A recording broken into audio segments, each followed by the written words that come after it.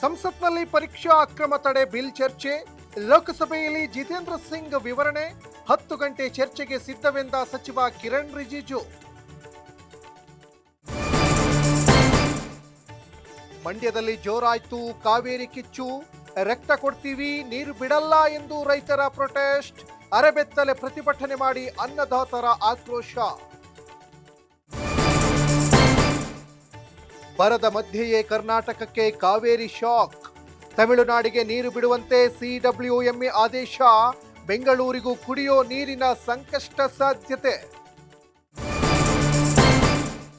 ಬರಗಾಲ ಘೋಷಣೆಗೆ ಆಗ್ರಹಿಸಿ ಪ್ರೊಟೆಸ್ಟ್, ಸಾಲ ಮನ್ನಾ ಸೇರಿದಂತೆ ಹಲವು ಬೇಡಿಕೆಗಳ ಈಡೇರಿಕೆಗೆ ಒತ್ತಾಯ. ಆಗಸ್ಟ್ 17ಕ್ಕೆ ಕಲಬುರಗಿ ಬಂದ್ಗೆ ರೈತರ ಕರೆ.